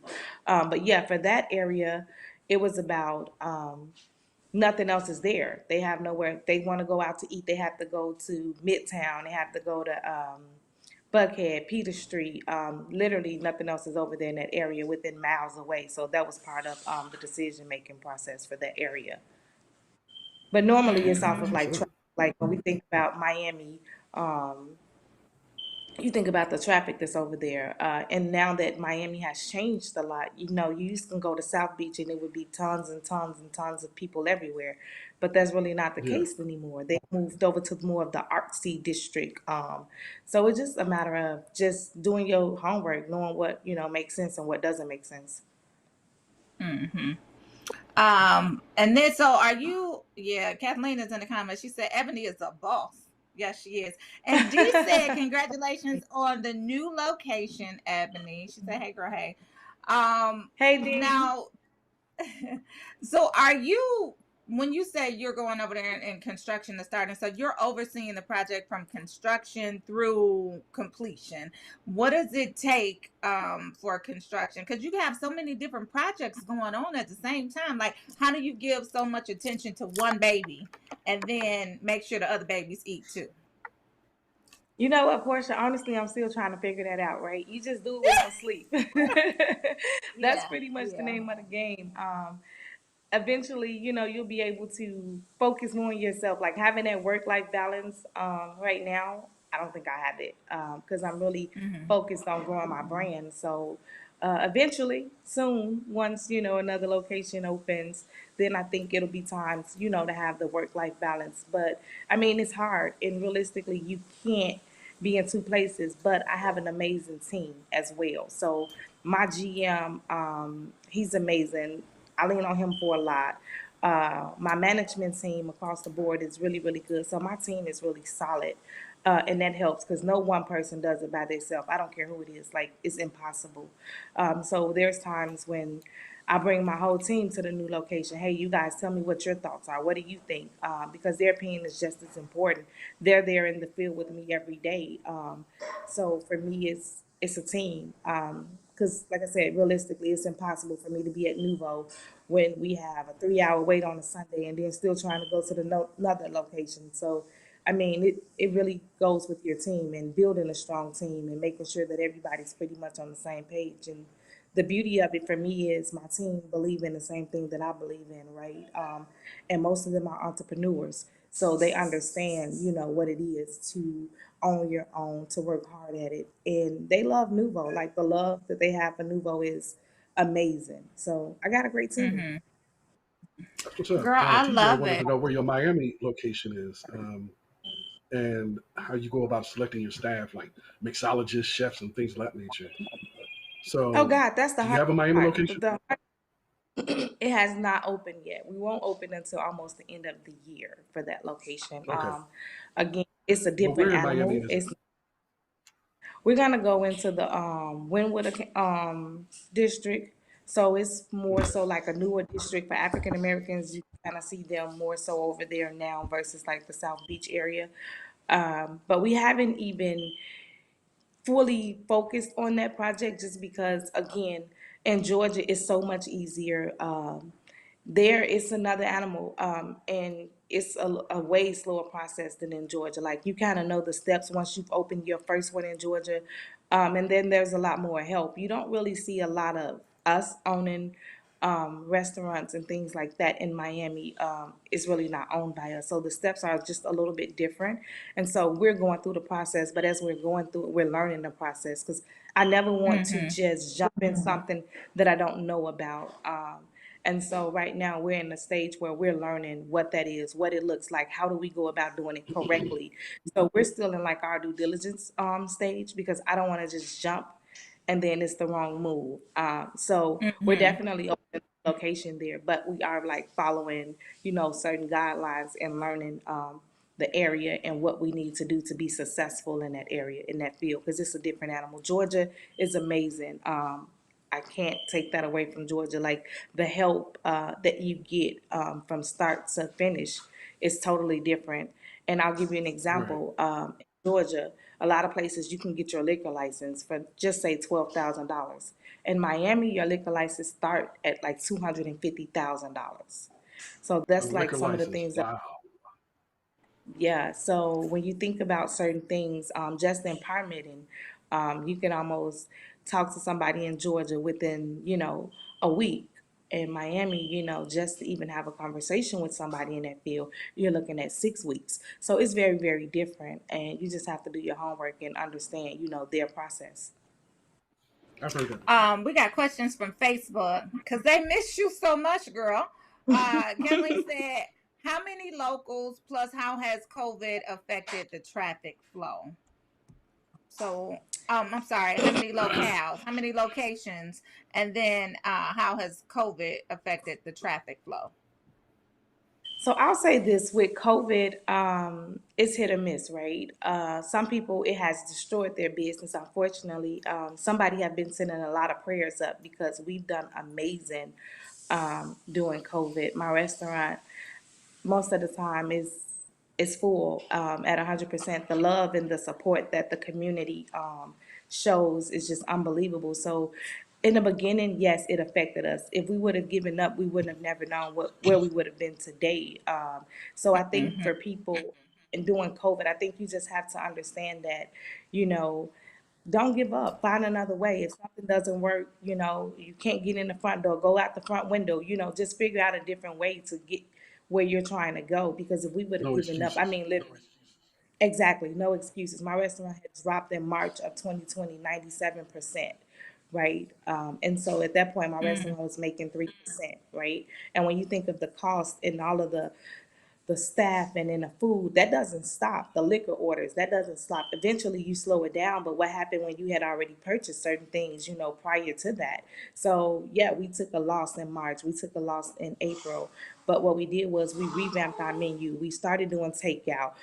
We started sending blast emails out. So we had to change. I was actually going to hotels in the community just to figure out what it is that we can do. I passed out flyers to like the where you park your cars at the airport. So I think for me, it's just figuring out another way. But giving up is just not an option. We just have to, again, Mm-hmm. make no excuses, see what you can do different. And unfortunately, COVID hit us the first 2 months.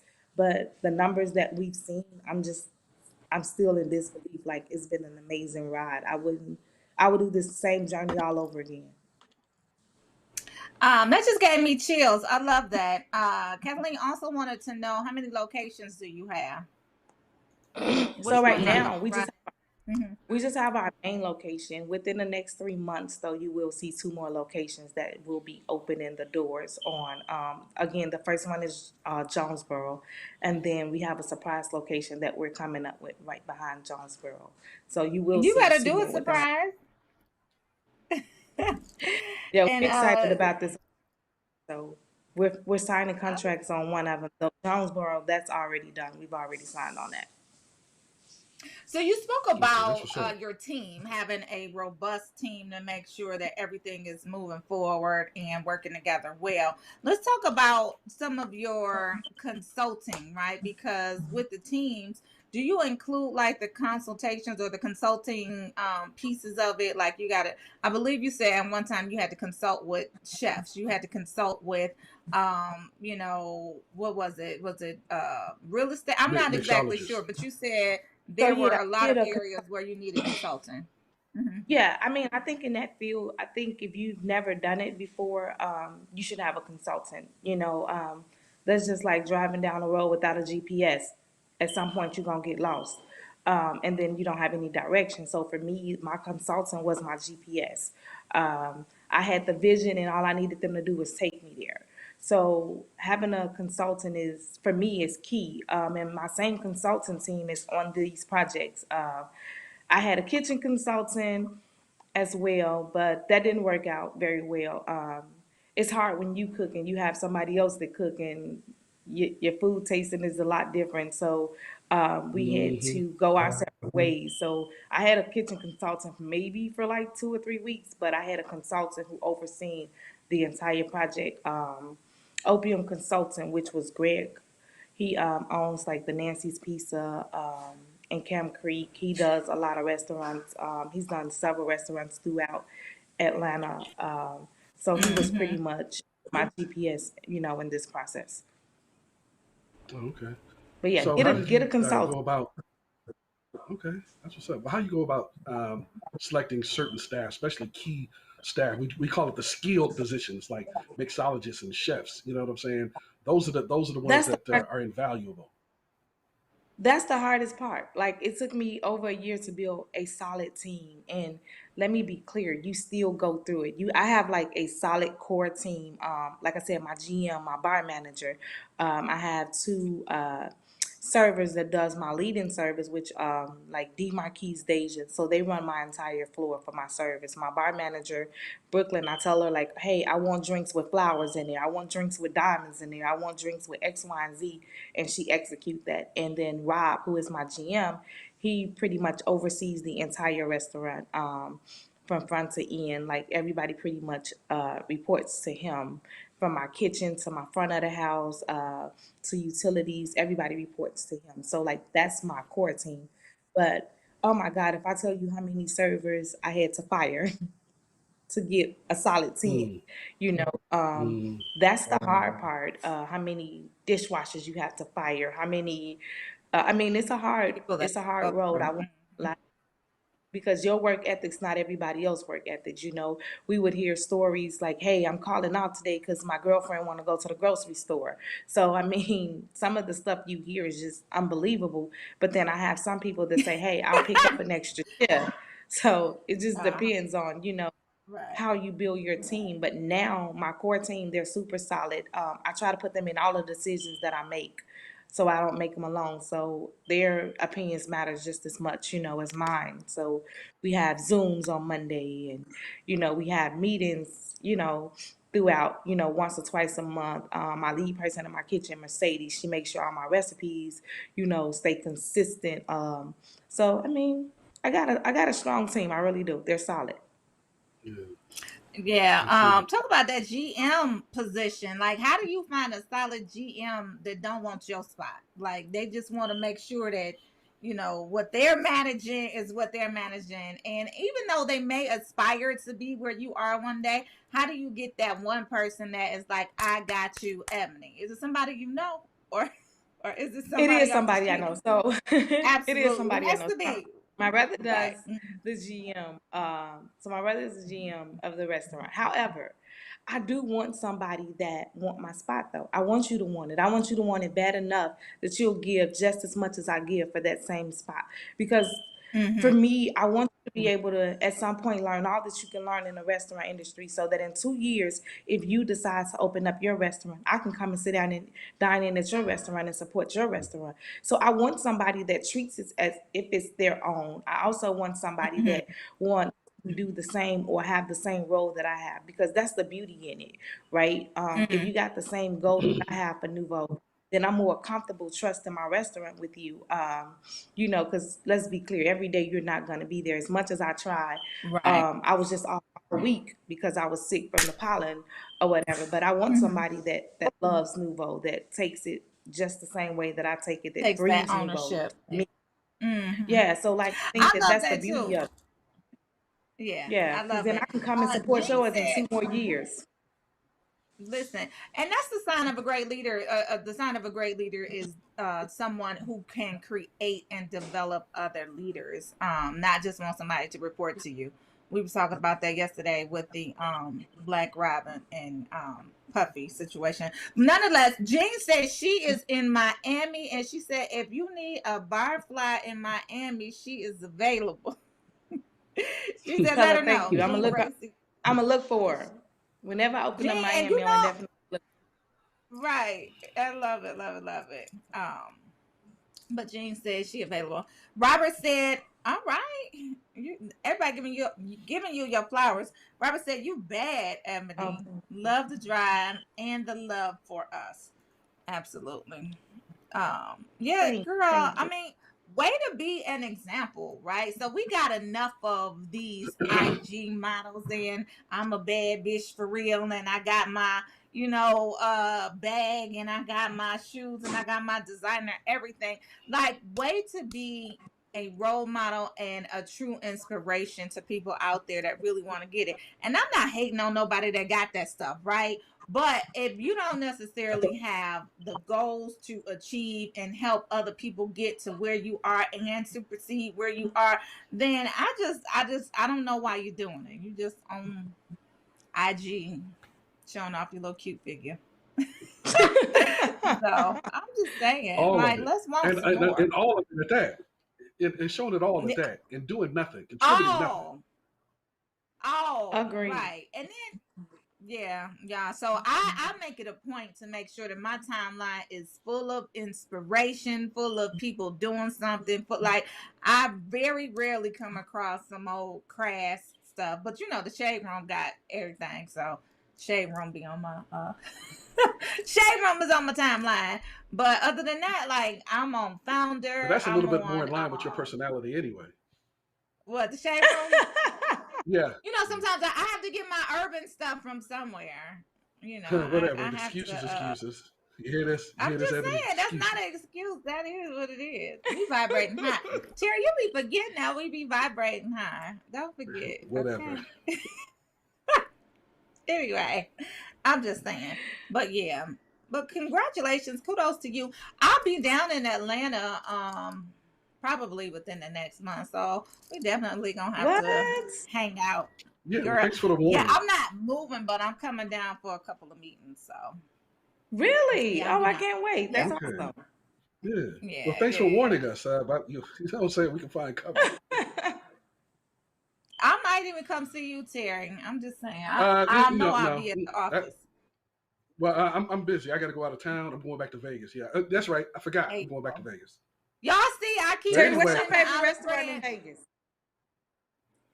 My favorite restaurant in Vegas, and I ate there, and let me tell you, I bet it. See, that's what I'm talking about right there. See, she came for me. See, she came for me. She came for me. It's Hooters. His favorite restaurant is Hooters. Go ahead. No, my favorite restaurant is actually, come back, Ebony. But my favorite restaurant is, I remember the name of it, but I went there this last time, and the food was absolutely delicious. It is Aisha Curry restaurant. That barbecue, oh man, it's expensive, but man, that food was so good. It's in the MGM Grand Restaurant on the Las Vegas Strip. So my favorite restaurant in Vegas is actually Aisha Curry, and I was a big critic of hers in the past, but her food at that restaurant in the MGM, it was delicious. I can't wait to get back there and get that food. It was good. It was good. Well, I gotta try it. I love Yardbird. That's my favorite one. It's in the Venetian, and they have really, really good food too. Yeah, my favorite restaurant is Mandalay.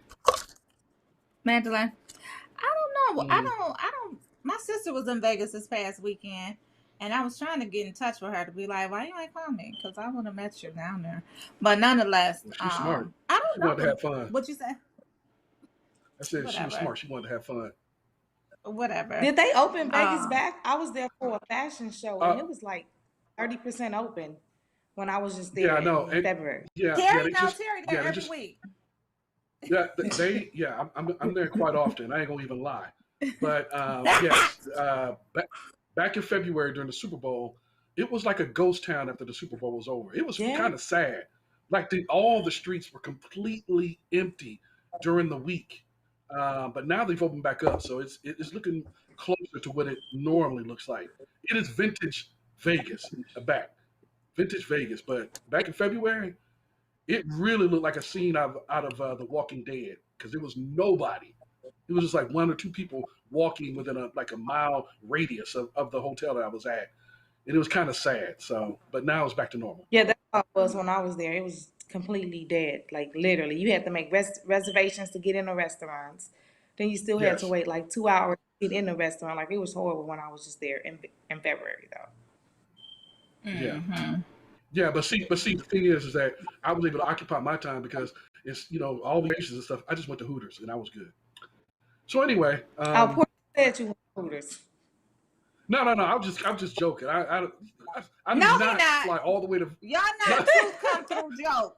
Y'all know that truth come through joke.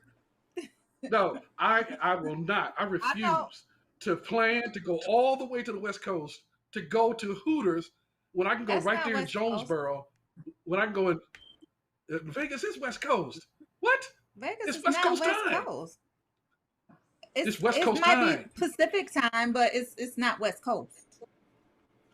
West Coast is like California. But anyway, I'm not going to go to Vegas.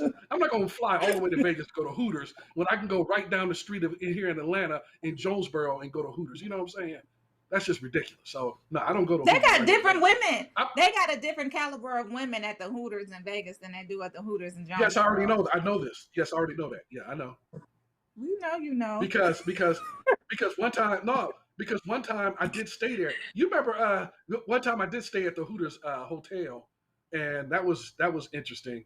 But I'm a sophisticated man, so I need a little bit more. You know what I'm saying? I'm the upper crust, so I got to stay on the strip.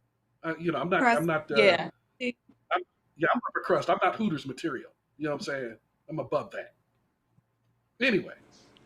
So yeah, that's my favorite restaurant. What's your favorite restaurant in Vegas? Oh, that's right. You don't leave Detroit. Okay, never mind. Are you talking to me? I don't like Vegas. I don't care for Vegas. Vegas for me, 2 days max, I'm good. And that was at the height of when everybody was there. I'm not a big gambler. I can go to some shows.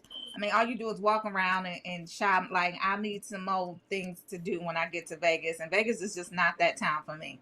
I don't like to smoke in the casino, so I have to stay in a non-smoke hotel. It's not one of my favorite places. Give me the wide open doors and, smoke-free beach and ocean, and I'll be good. Like, I don't have to do anything when I go to an ocean. What was that? They got beaches. Yeah, they have beaches in the surrounding area, and then up north they have beautiful beaches. Traverse City area, Sand Dune area. You got mounds and mounds of sand, and then you got the Great Lakes, and it's beautiful. So yeah. Well, I can tell you, I love Belle Isle. I love Belle Isle in Detroit. I spent a lot of time when I was interning there, and then when me and Munson used to go there a lot. I spent a lot of time at Belle Isle. It's very peaceful. It's it induces serenity when you go there because it's just nothing but water, and it's beautiful, and it's just not something that America has been ready to associate with Detroit beauty. But once you go there and you live there, you understand there's some beautiful places in and around Detroit. Let's be clear. Absolutely. Yeah, let's be clear. And Jean was coming for you in the comments. That wasn't me. That was Jean. Jean said the coast implies water, doesn't it? Like, okay. That's what I thought, Gene. Okay, no, Gene. What I meant by West Coast, when I went by the left coast, I meant, by specific time? standard. Not specific. Yeah, I know what I said. I said what I said. I know what I said. So that's what I meant, Gene. And I know you were just being inquisitive, whereas Portia is trying to throw shade. So thank you for that comment, Gene, and helping me to clear up. Listen, I elevate so much higher. When you're elevating on a high frequency, you have a great day, and that's what I'm all about. I'm just saying. Okay. Anyway, all right. Are we at the end of the show yet? Do we have to? Yeah. Go ahead. We do have time for the Stephen A. Smith thing. Yeah. So I wanted to show the audience about Stephen A. Smith. I thought it was an interesting and heartwarming take on Michael Jordan accepting. Well, go ahead and listen, as Michael Jordan is going to induct Kobe Bryant posthumously. Michael Jordan is going to be the NBA presenter for Kobe Bryant's Hall of Fame induction. Jordan obviously spoke at his memorial service last year. You just saw a clip from that. He also will introduce Baylor's women's coach, Kim Mulkey. Stephen A., your thoughts on MJ introducing Kobe? Well, I wasn't surprised. Knowing Kobe was going to ask him to present him anyway. So it's more than apropos that with Kobe now gone, that whether it was Vanessa, and I have no doubt that it probably was her, or somebody else contributing to it, that Michael Jordan was going to be the presenter. And, you know, the interesting part about it is that Kobe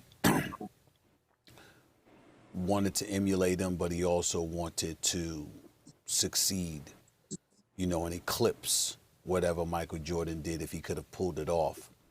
But it was out of sheer respect, reverence, admiration, and all of those other superlatives that come along with such things. He idolized this man and what he represented to the game of basketball and beyond in so many ways. Kobe's whole thing was, whoever's the best, I want them. I want to do what they do. I just want to try and do it better. I want to strive to do it better. And I remember when Kobe and I talked one time, and Kobe was like, one of the biggest regrets I have is that Michael and I didn't play. We weren't in our primes together. He said, I'd have ate him up. And I laughed. And he said, I'm not playing. I'm serious. I would have ate him up.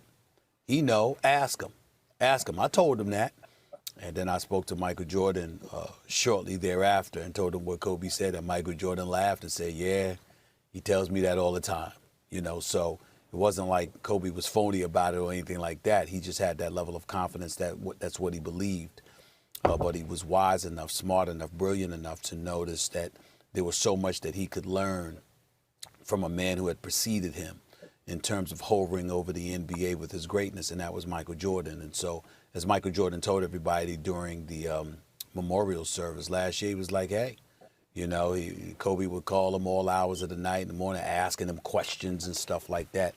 Kobe was tireless about that. But what a lot of people, you know, who know him know very, very well, he was tireless about a lot of things, even in retirement when, you know, about storytelling and about developing his companies and whatever. He was passionate about that.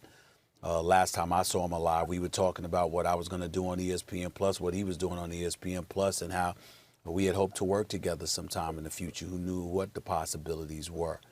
And so you just remember those kind of things, and you see those kind of things that Michael Jordan is alluding to, and it just reminds you of the greatness of Kobe Bryant, who spoke at least 4 languages fluently. It was working on a 5th. I don't know if he had mastered Mandarin, but I know he was working on that.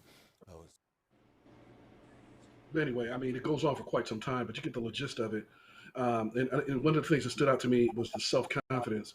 If you have absolute belief and faith in yourself, it will take you to plateaus beyond anything that you can imagine. Just having that self-confidence in you, and you saw how Kobe Bryant's, the trajectory of his career went, how much he accomplished, and he's one of the greatest of all time. So it'll be both powerful and sad during the induction Naismith Hall of Fame induction ceremony in May. So I didn't know if you guys wanted to comment on that a little bit. Even if you're not sports fans, you know who Kobe and Jordan are.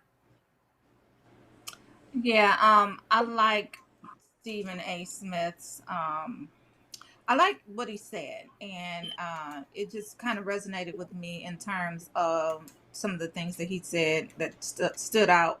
Like Kobe said, whoever the grace was, he wanted them.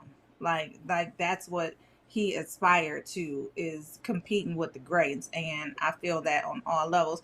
And even something that you said, Terry, in terms of the confidence and belief in yourself, I really do believe that that is really what it boils down to, is your belief in yourself, your faith in yourself, your faith that things will happen. And we definitely saw that Kobe Bryant had that. He had sounding confidence. Like, his confidence was unbelievable, and a lot of Palpable. people Yeah. are intimidated by that type of thing. But you really do need to have belief in yourself. And when you talk to some of the greats, or you listen to some of the greats, they really do all touch on that. Like, you have to believe in yourself, you have to bet on yourself, you have to go for it, and know that it may not come right now, but it's definitely going to happen. And so that's one thing that I took away from it. And I just feel it. Like, I love ending the show on this positive note, Terry. So thanks for bringing that to our attention. I definitely appreciate it. Yeah, For absolutely. sure. Evan? Definitely, for sure. Again, I definitely agree with everything Portia just said. We kind of noticed some of the same things that were said. And at some point, we have to just stop looking at everybody else and for real bet on ourselves. Because your future, it really depends on you. It relies on you and what your goals are and what's your next move. And once we understand that we're unstoppable, everything else kind of gets easier. But we just have to understand our own strength, our own powers, and our own ability to do whatever it is that we want to do. And I kind of teach that to this program that I'm in. Terry was there when we first started it. It's with Birthright, where we mentor 18 young students, and we help them go to college and all of this other stuff that we're helping them do. But it's a matter of believing in yourself, and sometimes just understanding who you really are. And I think that that takes a lot of the load off. Once I understand that I am a Black queen, that, I can do X, Y, and Z. There are no limits. We used to grow up and hear the sky is the limit, but what happens when there are no limits and you keep going and you keep reaching? We have to just understand really who we are, and most of the things that were created by who? A lot of it were stolen, and we didn't get credit for certain things, but it was created by us. And once we understand that, Oh, yeah. kind of stop focusing on just watching certain things on social media, to Portia's point, and maybe just at some point do some research. Like, hey, I do hair. If that's what you do, maybe just looking up, some of the dopest hairstylists and how they started and how they did whatever it was that they did. And, if it's doing your own hairline, if it's opening up a restaurant, if it's being a radio personality, like whatever it is that you want to do, it starts with research and hard work. It don't just happen to say, oh, okay, I know I can do this, and you just sit at home and do nothing. Like, it's work that comes behind that. And I think that once you get that part, we still begin to be unstoppable. That's beautiful. And that's a great segue into the positive thoughts. And I can go ahead and start and make it real quick. I was just touching upon it earlier, and this is a good, I'm loving this wavelength that we're on. Just confidence in yourself and no excuses. Like, I mean, you can find your gift early, but even if you don't, if you think that you're not attractive enough, tall enough, light-skinned enough, dark-skinned, whatever it is that you think is a fault, don't use that as an excuse. I mean, we were talking about Esther Roll and Danny Glover. They got their first big roles as middle-aged people in their 40s. So cut out the excuses. Go for yours. Plan it. Write it down, and go after it. And that is my positive thought of the day, the first King James. And I pass the ball to Ebony Austin. All right. So mine would be, it's never too late. No matter what it is that you're trying to do, get up, start now. Again, to Terry's point, no excuses. Get out there, figure it out. Everything else will come behind it. The first part, the hardest part, is just starting. And once you get to that first stair, I promise you, the rest of it, it gets easier. The more stairs you climb, the easier it gets. And then the beauty of it is you're able to look down and pull somebody else up. So I think it's just starting, taking the first step. And I'm going to turn it over to Portia. Okay, guys, thank y'all for rocking out with us this morning on the Rolling Out AM Wake Up Call. So I'm going back to my Dream Card series, Dream pop open cards, and it basically take a chance, follow your dreams, and live the life that you imagine. This is a new card. I'm gonna pop it open. There you go. Y'all see, I just opened it, and it says follow your desire as long as you live. Follow your desire as long as you live. There you have it. Y'all, we appreciate y'all. We will be back tomorrow. Yes, and take a chance, y'all. Take a chance, follow your dreams, and live the life you imagine. Follow your desires as long as you live. We love y'all, and thank y'all for rocking out with us on the Rolling Out AM Wake Up Call. Ebony, it was so great to have you back on the show today. Dee is in the comments talking about you need to teach a master class, and she said she will definitely attend. Okay, we might have to put that together. First, they're rolling out. Put me on the show. You know what I'm saying? Portia. Yes. Tell Monson go ahead and put me on one of those seminars. What you want? We got one on Friday. What you want to do? I'm with it. Come on with it, Friday and Saturday. Let's do it, girl. Listen, we're gonna make that happen. All right, absolutely, we'll make it happen. All right, y'all. Follow y'all dreams. Come to the virtual conference this Friday. We didn't even talk about it today. Friday and Saturday, we got the creative class. Ebony is gonna be there. Ebony gonna be there on Saturday. We're gonna put something together for Saturday for Ebony, y'all. But go to rollingout.com to register for the conference. Actually, you can go to peaceandpurpose.co, and then it will direct you to Hoppin', which will be the creative culture class. Search creative culture class on Hoppin' to register. We got a Seagram's event, another cocktails and conversations. That's gonna be on Saturday evening as well, y'all. Come to the conference. We're gonna tell y'all all about it tomorrow. We love y'all. Every day we're gonna learn to play.